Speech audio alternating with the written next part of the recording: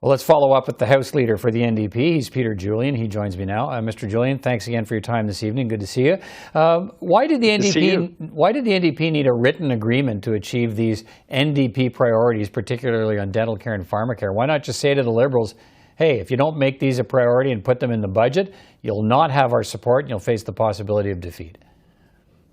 Well, we wanted to make sure that we had something that actually had a real benefit for constituents right across the country. The average member of parliament has about 30,000 people that don't have access to good dental care. And the dental care component, something the NDP and Jagmeet Singh has been pushing for years, has a real impact on Canadians' quality of life. I've met constituents whose teeth are literally rotting out because they can't afford to pay for dental care, and they need that essential basic dental care as well. So this makes a big difference in people's lives who wanted to get it down on paper. That's a commitment that everybody can see, and we'll be continuing to make a difference for people in this parliament. That's the objective that Jagmeet Singh and the NDP have set. Okay, to be clear, how binding is this deal? Can either side walk away, and under what circumstances?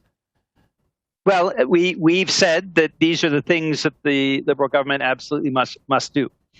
And if they don't do it, if they don't keep their word, then we will make other choices. As Jagmeet Singh said this morning, we are very optimistic that this is going to make a real difference in the lives of Canadians. This is first significant expansion of healthcare in over a generation, and it's about time. When Tommy Douglas fought and worked with Lester B. Pearson to put in place universal health care, the intention was always to expand universal health care beyond, to ensure that we had pharmacare and dental care, essentially health care from the tip of your head to the soles of your feet.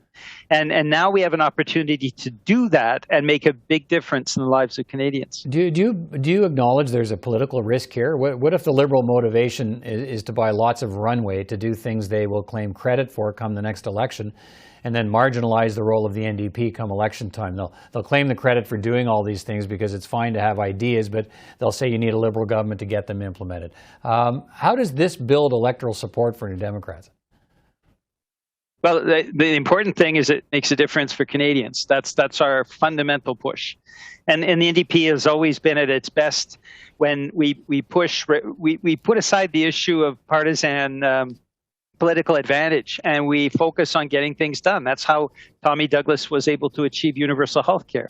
That's how we were able to achieve the pension system we have in place. That's why Jack Layton was able to achieve the famous Jack Layton budget.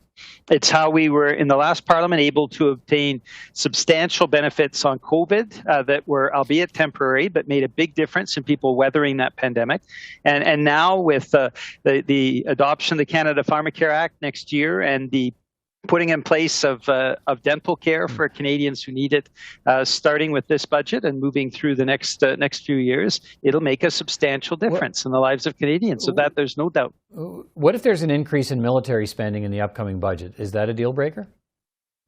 Well, what the agreement calls for as well is ongoing discussions between our leader and the Prime Minister, the House leaders, the whips, and we also have an oversight committee to work through.